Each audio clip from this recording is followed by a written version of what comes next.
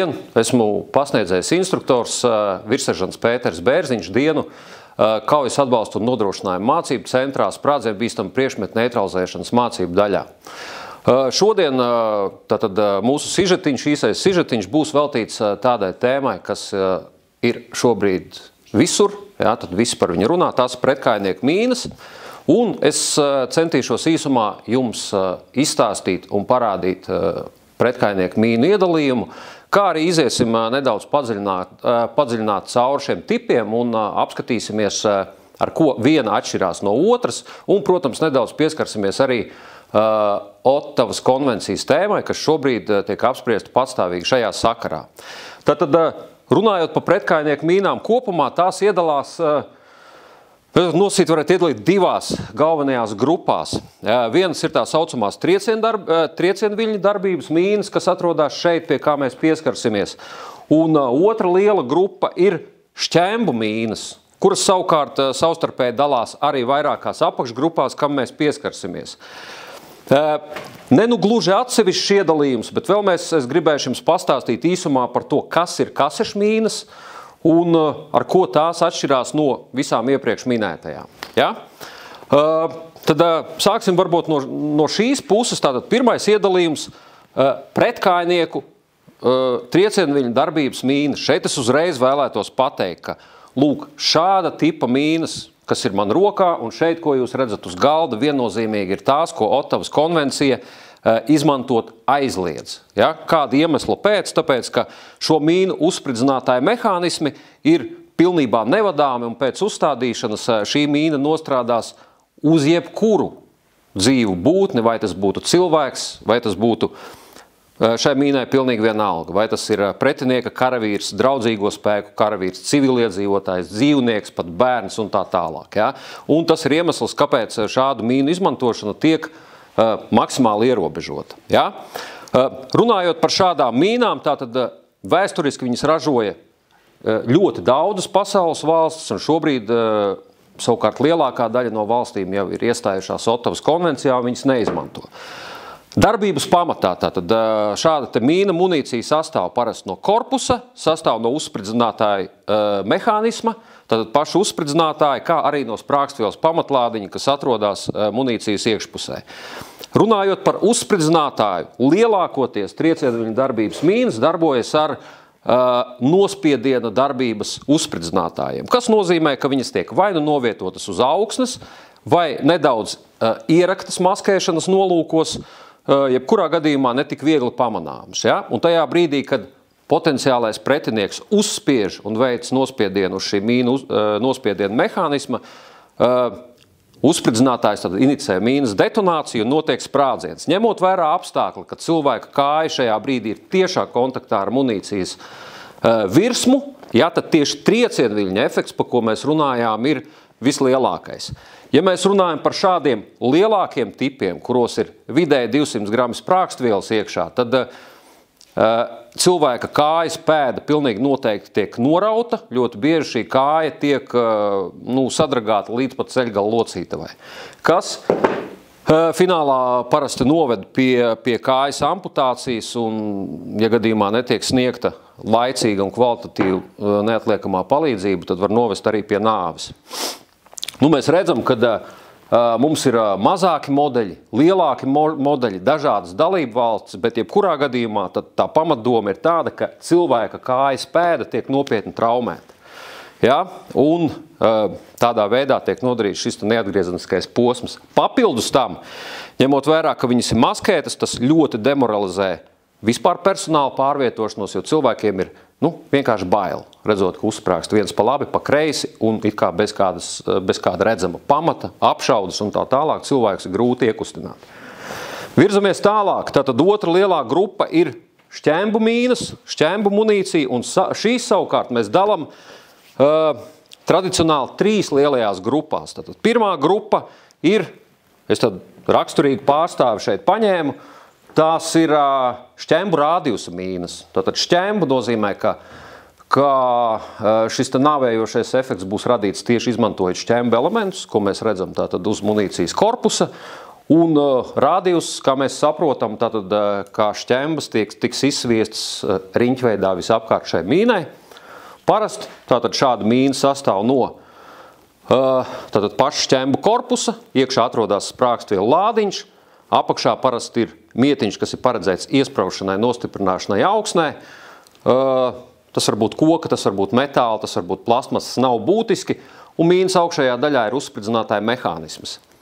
Ne visos gadījumos, bet parasti šādas mīnas tiek izmantotas ar tā saucamo vilces spēku uzspridzinātāju. Vienkāršot runājot, tas ir pie uzspridzinātāja kaujas tapas, piesiets stiepli, kas parasti ir maskēta un grūti pamanāma. Ja?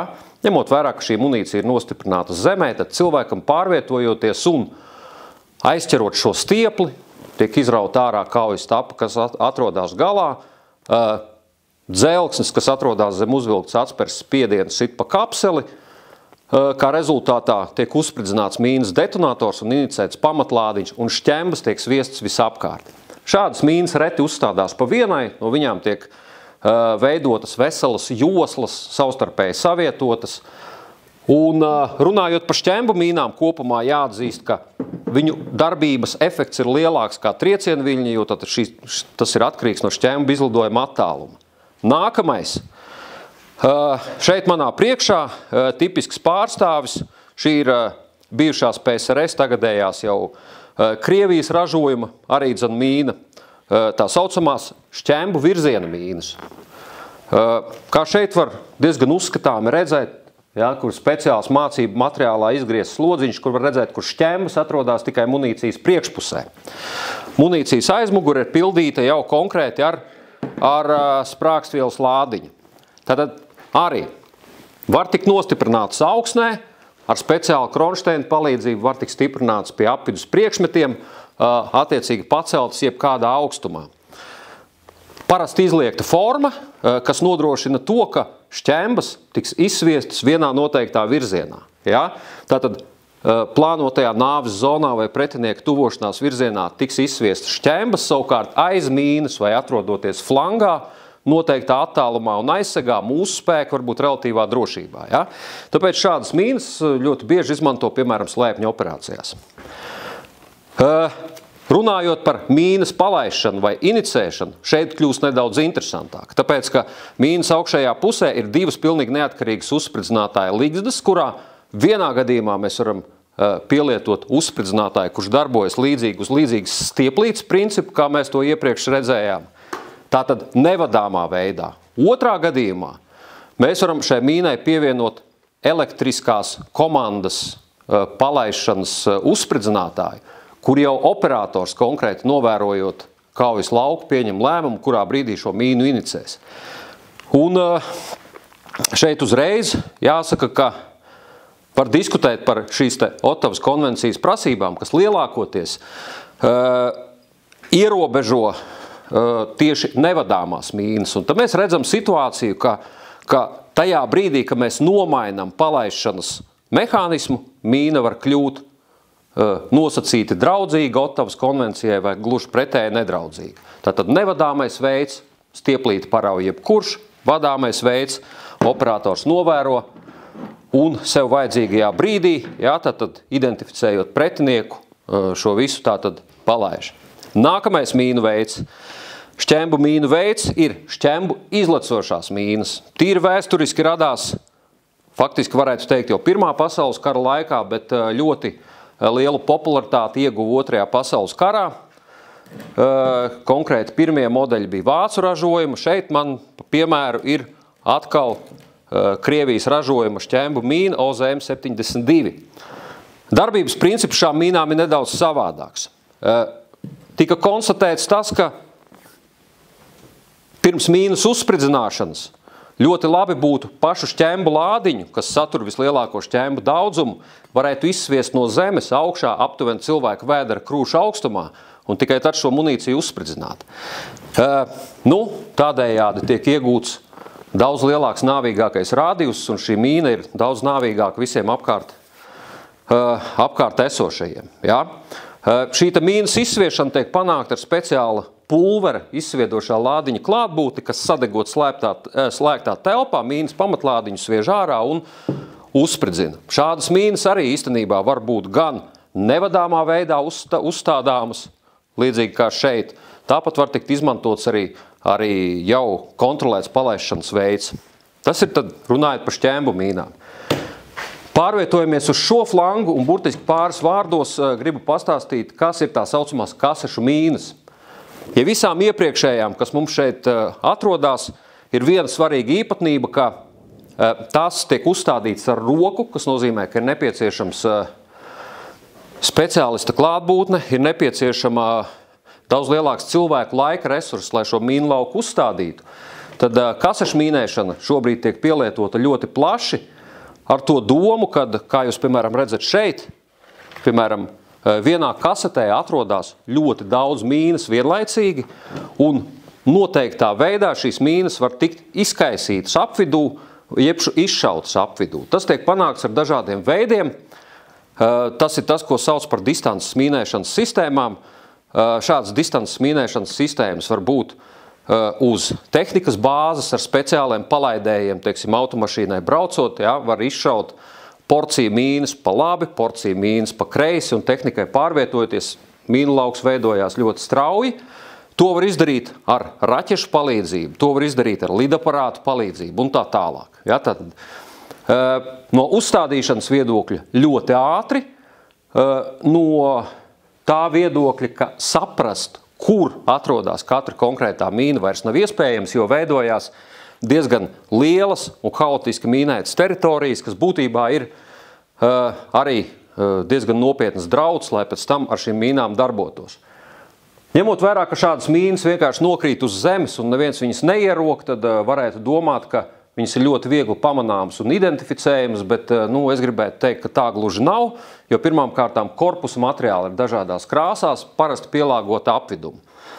Kā piemēram mēs redzam brūnu, zaļu, tieši tāpat ir arī dzeltenīgas, ir pat gaišas, pavisam gaišas, gandrīz vai baltas, kas var tikt izmantotas sniegotos apstākļos un tā tālāk. Tas ir tad īsumā par pašiem izplatītākajiem šiem te mīnu veidiem.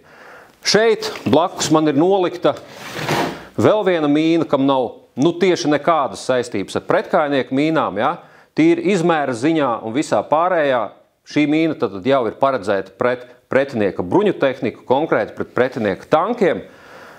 Tā ir atsevišķa saruna, bet būtībā tad par prettanku mīnām Otavas konvencija faktiski nerunā, un prettanku mīnas tiek izmantotas faktiski gandrīz visu valstu bruņotajos spēkos bez jebkādiem lieliem ierobežojumiem. Tas, laikam, īsumā ir tas, ko es gribēju pastāstīt par to, kas atrodas šeit manā priekšā. Paldies jums!